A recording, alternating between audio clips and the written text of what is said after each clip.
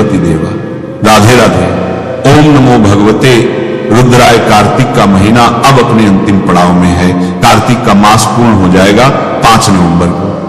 अब 5 नवंबर और 4 नवंबर ये 2 दिन ऐसे हैं कि जिस दिन आपको पूर्णिमा तिथि प्राप्त हो रही है। मन में ये शंका है कि 4 नवंबर को पूर्णिमा का व्रत करें अथवा 5 नवंबर को कार्तिक पूर्णिमा का व्रत करें। हमें कब पूर्णिमा व्रत करना चाहिए? तो कार्तिक पूर्णिमा का व्रत ध्यान में रखिएगा कि 4 नवंबर को जो पूर्णिमा है वो रात्रि को 10:35 पर प्रारंभ हो रही है और 5 नवंबर को यह पूर्णिमा तिथि 6:48 संध्या काल के समय पूर्ण हो रही है। इस दिन जो चंद्रोदय है वो 5:08 संध्या काल के समय चंद्रोदय हो रहा है। अर्थ यह निकल कर आया, शास्त्र कहता है कि यदि 2 दिन प्रदोष व्यापनी पूर्णिमा पड़े तो क्या करें? तो बोले प्रदोष व्यापनी नक्त तिथि ही व्याप्ति दिनदु अव्याप्ति वात वांश व्याप्ति सामर्थ्य सर्वोत्तरा।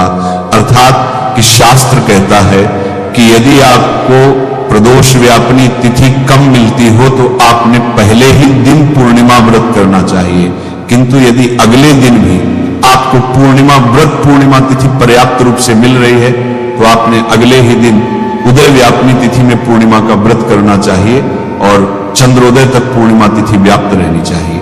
इसलिए ध्यान दीजिएगा कि यहां पर आपको चंद्रोदय 5:08 में शाम को हो रहा है और 6:48 तक आपकी पूर्णिमा तिथि रहेगी। अर्थात कि 1 घंटा कुछ एक नहीं, लगभग 2 घंटा लगाइए, आपके पास पूर्णिमा तिथि पर्याप्त रूप से है। इसलिए रात्रि के समय तो 4 तारीख को व्रत हो नहीं पाएगा क्योंकि 10:30 बजे के बाद पूर्णिमा लग रही है। इसलिए अगले ही दिन उदय व्यापनी तिथि में आपने पूर्णिमा का व्रत करना है और 5 नवंबर को ही कार्तिक पूर्णिमा का व्रत किया जाएगा। अब ये कार्तिक पूर्णिमा व्रत क्यों श्रेष्ठ है? भाई साहब, मैं आपसे कहूं कि अनेक पूर्णमासी का जो संपूर्ण समूह फल है वो आपको कार्तिक पूर्णिमा में प्राप्त हो जाता है, क्योंकि कार्तिक का महीना दान स्नान ध्यान व्रतों के लिए श्रेष्ठ माना जाता है। समस्त व्रतों की सिद्धि पूर्णिमा में यदि कहीं पर प्राप्त होती है वह कार्तिक पूर्णिमा में हो जाती है। इसलिए हमारे गुरुजी कहते थे यदि आप साल भर में कोई पूर्णिमा ना कर पा रहे किसी कारण से तो आप एक बार वर्ष में कार्तिक पूर्णिमा को जरूर कर लीजिए। संपूर्ण पूर्णिमा का फल आपको केवल एकमात्र कार्तिक पूर्णिमा व्रत करने से प्राप्त हो जाता है। इतनी बड़ी बात है, इसलिए आपने कार्तिक पूर्णिमा का व्रत करना चाहिए। जो प्रथम बार कर रहे हैं उनको भी जरूर कर लेना चाहिए। चाहे एक ही पूर्णिमा कार्तिक की कर लीजिए, अवश्य मेव करना चाहिए। अच्छा, कार्तिक पूर्णिमा में क्या क्या करें हम? कुछ ऐसे कार्य जो आप करें तो आपके ही जीवन की सिद्धियां हैं। पहला कार्य, पूर्णिमा के दिन प्रातः जल्दी उठे, सूर्य भगवान को अर्घ दें। इस दिन तुलसी माता की विशेष सेवा करनी चाहिए, पूजा करनी चाहिए, जल दान करना चाहिए, देवदान करना चाहिए। और दूसरा, आप अपने घर के मंदिर में भगवान शालिग्राम की विशेष पूजा कार्तिक के इस पावन पवित्र पूर्णिमा तिथि में जरूर करने का प्रयास कीजिएगा। संध्या काल तक आपने कुछ आहार ग्रहण नहीं करना चाहिए, व्रत धारण करना चाहिए। शुद्धि के साथ विष्णु सहस्त्र नाम का पाठ, गोपाल सहस्त्र नाम का पाठ, सत्यनारायण भगवान की कथा तो विशेष रूपेण कार्तिक की पूर्णिमा में जरूर कीजिए। साल का एक नियम बना लो कि मैं कार्तिक पूर्णिमा में सत्य देवता की कथा करने का प्रयास कर सकूं तो परमात्मा की कृपा से अच्छी बात है। सत्य देवता की कथा स्वयं पढ़ो या ब्राह्मण को बुलवा कर पढ़ना चाहिए।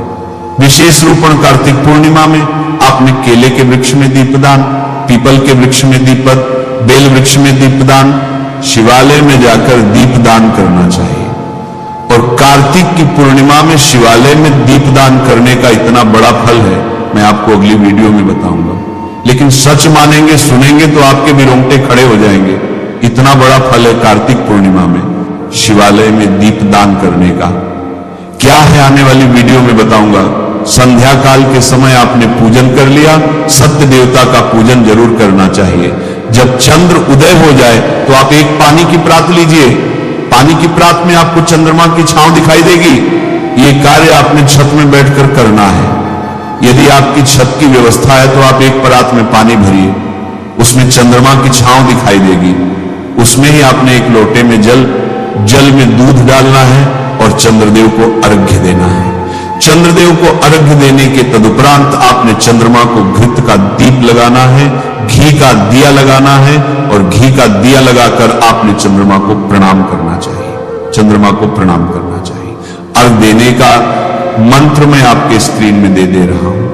आप ओम श्राम श्री सोम सोम सह चंद्रम से नमः, ओम सोम सोमाय नमः अथवा दधि शंकत शाराभम चिरोदार संभवम नमामि शसनम सोम संभोर मुकुट भूषणम, इन मंत्रों के माध्यम से आप चंद्रदेव को अर्घ्य आदि दे सकते हैं। तो ये मंत्र प्रयोग करके चंद्रमा को अर्घ्य दीजिए, 3 परिक्रमा कीजिए।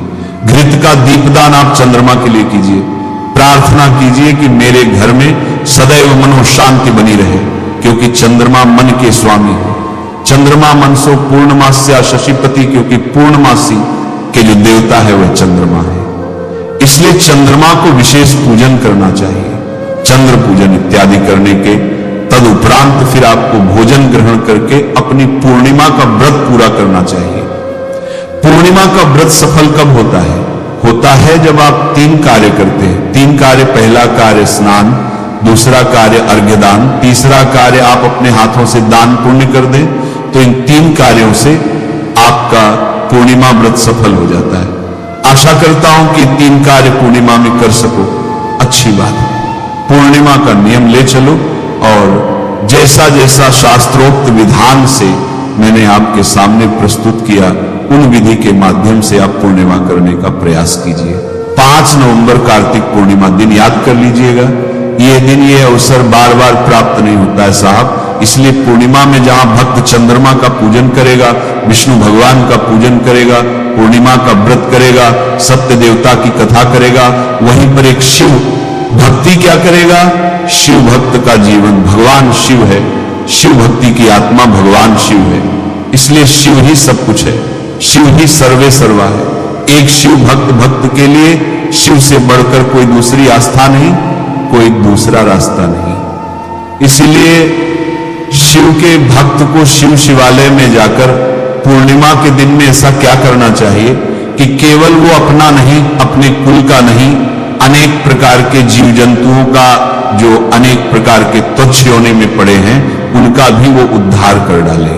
और बात बनावटी नहीं कह रहा हूं, शास्त्रोक्त प्रमाण से आपको बात बताऊंगा कि यदि आप कार्तिक पूर्णिमा में शिवालय में जाकर एक दीप दान करते हैं, उसका फल क्या मिलता है आपको?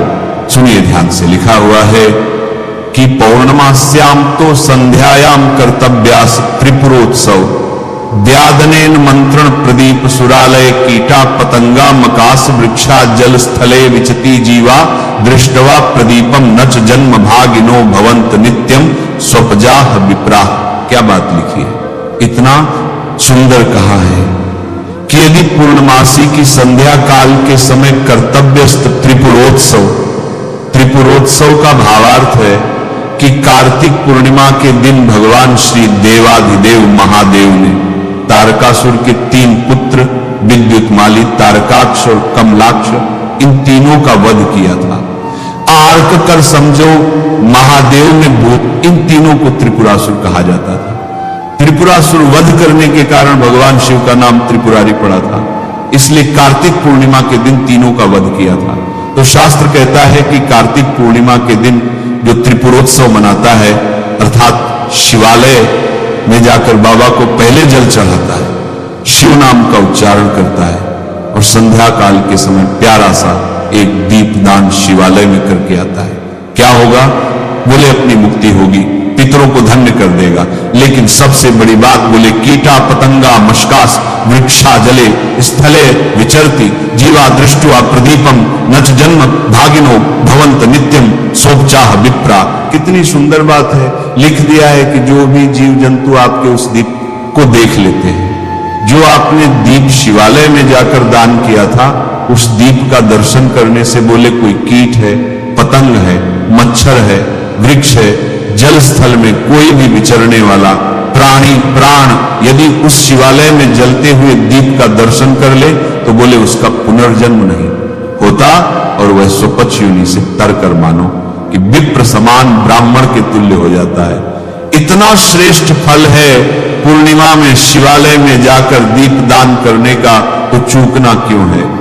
शास्त्र कह रहे हैं कि कार्तिकेय पूर्णिमायाम तो यह कुर्यात दीप दानकम सया शिवलोकम में त्रिपुर दहनम स्मरणम त्रिपुरासुर, अर्थात हे त्रिपुरारी, हे देवादिदेव, हे महादेव, आपके सानिध्य में मैं यह दीप दान कर रहा हूं। उद्धार करना बाबा, बस उस दीप दान का जो दर्शन करके जाएगा वह मुक्त है, वह धन्य है। बिना कहे महादेव कल्याण कर देते हैं। इसलिए मैं कहा करता हूं, पिता के हाथ से कन्यादान और भक्त भक्ति के हाथ से शिव शिवालय में दीपदान बड़े भाग्य से प्राप्त होता है।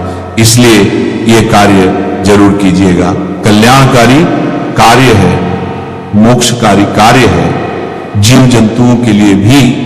तो कार्तिक की महापूर्णिमा में महान कार्य शिव भक्तों को जरूर चाहिए। नमः शिवाय। जय गणपति देवा।